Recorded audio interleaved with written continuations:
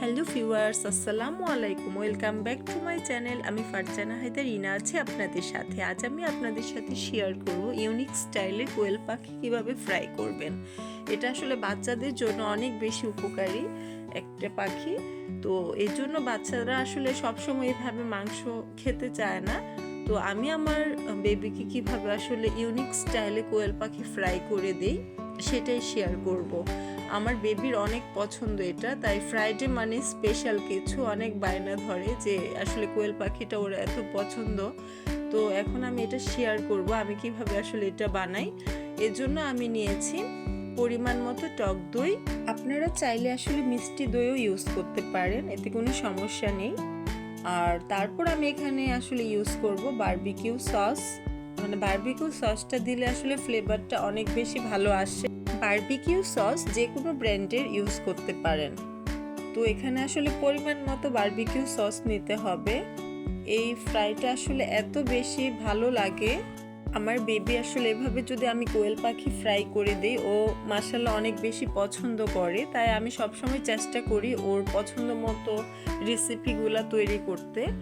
তো এই যে আমি পরিমাণ মতো বারবিকিউ সস দিয়ে দিলাম।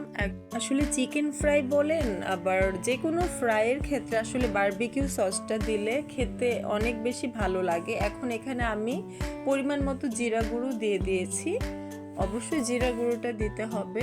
তারপর এখন আমি এখানে দিয়ে দিব পরিমাণ মতো ধনিয়া গুঁড়ো।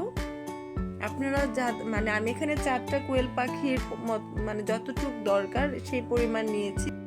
তারপর এখানে ইউজ করব মরিচ গুঁড়ো এবং সবশেষে পরিমাণ মতো হলুদ গুঁড়ো মিক্সড করতে হবে। আসলে মরিচ যারা আসলে একটু ঝাল পছন্দ করেন তারা মরিচ গুঁড়োর পরিমাণটা একটু বাড়িয়ে দিতে।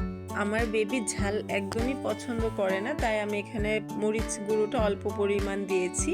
এখন আমি অল্প পরিমাণ রসুন বাটা দিয়ে দিব, তারপর অল্প পরিমাণ আদা বাটা দিয়ে দিব।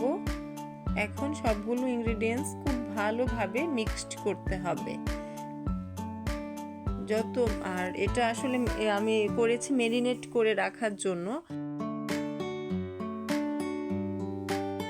এখন দিয়ে দিব স্বাদমতো লবণ।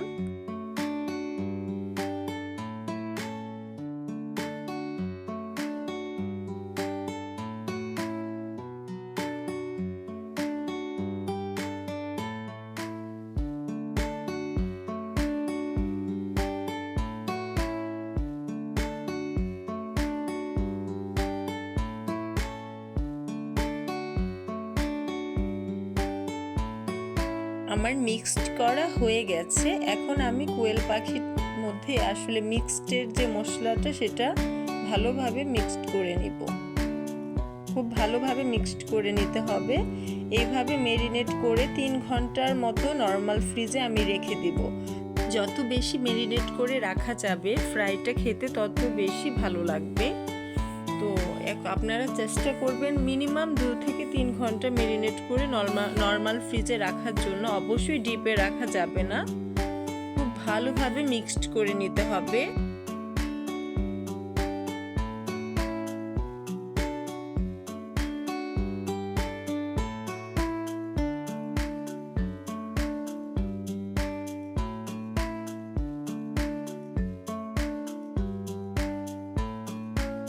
আমি এখানে 4টা কোয়েল পাখি নিয়েছি। আমার সবগুলো কোয়েল পাখি মিক্সড করা হয়ে গেছে ম্যারিনেটের জন্য। এখন আমি এভাবে 3 ঘন্টা নর্মাল ফ্রিজে রেখে দিব। মজাদার কোয়েল পাখি ফ্রাইয়ের জন্য এখন সেকেন্ড স্টেপ ফলো করতে হবে। এর জন্য আমি 200 গ্রাম পরিমাণ ময়দা নিয়ে নিয়েছি। আপনারা এখানে আসলে 200 গ্রাম, যাদের কোয়েল পাখির পরিমাণ যারা বেশি নেবেন তারা ময়দার পরিমাণ বাড়িয়ে নেবেন। এখন আমি এখানে 200 গ্রাম পরিমাণ ময়দা নিয়েছি 4টি কোয়েল পাখির জন্য।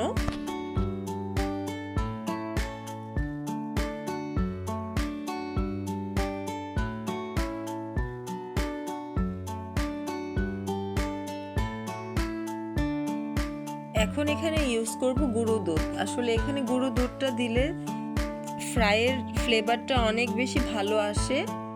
এজন্য আপনারা এখানে গুঁড়ো দুধ ইউজ করবেন। আমি এখানে পরিমাণ মতো গুঁড়ো দুধ নিয়ে নিয়েছি।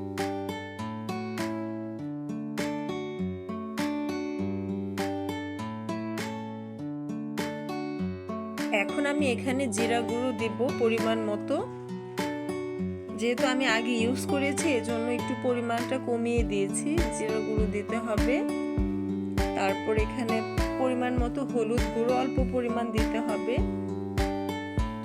তারপর ধনিয়া গুঁড়ো দিতে হবে এবং কাশ্মীরি মরিচ গুঁড়োটা দিতে হবে, এতে করে ফ্রাইয়ের কালারটা অনেক বেশি ভালো আসে। তারপর আদা রসুনের পেস্ট দিতে হবে পরিমাণ মতো। সবগুলো উপকরণ খুব ভালোভাবে মিক্সড করতে হবে। লবণ দিতে হবে স্বাদ মতো। তারপর সবশেষে অল্প একটু নরমাল পানি ছিটিয়ে দিতে হবে, এতে করে পুরটা কোয়েল পাখির গায়ে খুব ভালোভাবে লেগে যাবে। এর জন্য অল্প পরিমাণ পানি দিতে হবে। গরম পানি দেওয়া যাবে না, নরমাল পানি দিতে হবে।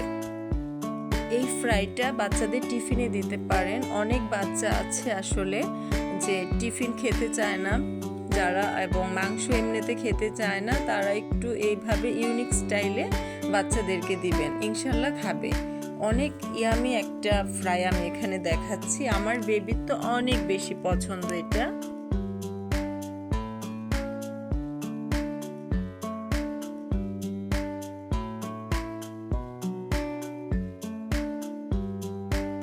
এখন আমি সবগুলো ইনগ্রেডিয়েন্টস খুব ভালোভাবে মিক্সড করে নিব। এখন খুব ভালোভাবে মিক্সড করতে হবে, কারণ এখন যদি ভালোভাবে মিক্সড না হয় তাহলে ফ্রাইটা আসলে খেতে ভালো লাগবে না। এজন্য এটা একটু ধৈর্য সহকারে খুব ভালোভাবে মিক্সড করে নিতে হবে।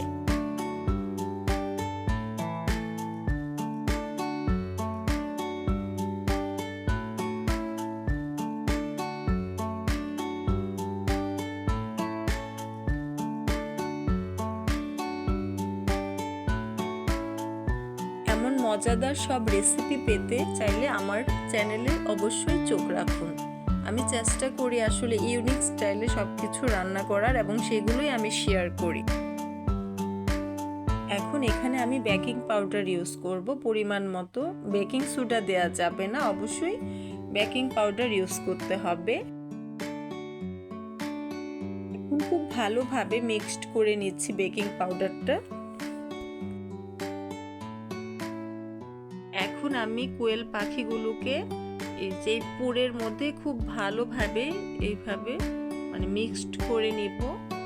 এটা আসলে প্রসেসটা ফার্স্টে এই পুরটাতে মিক্সড করে আবার ওই যে মেরিনেটের যে মশলাটা ওইটাতে চুবিয়ে নিতে হবে, তারপর আবার পুরটার মধ্যে লাগিয়ে নিতে হবে। এতে করে অনেক বেশি ক্রিস্পি হবে, খেতে ভালো লাগবে। এটা দুইবার করতে হবে এইভাবে। আসলে এই যে দেখেন আমি দেখিয়ে দিচ্ছি, এটা সেকেন্ড বার আসলে এভাবে মিক্সডটা করে তারপর আপনারা মানে ফুটন্ত তেলে দিতে হবে। অবশ্যই অনেক বেশি গরম থাকতে হবে তেলটা।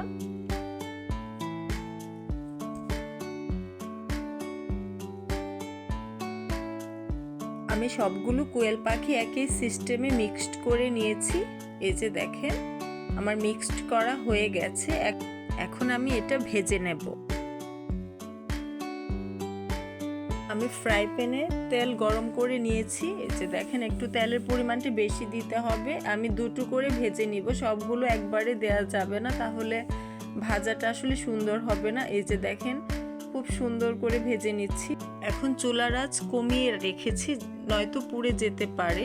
চুলার আঁচ এখন বাড়ানো যাবে না, আর পুড়ে গেলে আসলে টেস্ট ভালো হয় না। এই যে আমার কোয়েল পাখির ফ্রাই রেডি। এটা খেতে অসাধারণ লাগে। আপনারা অবশ্যই এটা বানাবেন বাচ্চাদের জন্য, ইনশাল্লাহ সব বাচ্চারা এটা পছন্দ করবে। দেখতে যতটা আসলে ইয়ামি লাগছে, খেতেও খুব বেশি ইয়ামি হয়েছিল। তো আপনারা এভাবে অবশ্যই বানাবেন, এবং আপনাদের ভিডিওটা কেমন লেগেছে আমাকে জানাবেন, এবং আমার চ্যানেলটি প্লিজ প্লিজ প্লিজ সাবস্ক্রাইব করে পাশে থাকবেন। সবাই ভালো থাকবেন, সুস্থ থাকবেন। আল্লাহ হাফেজ।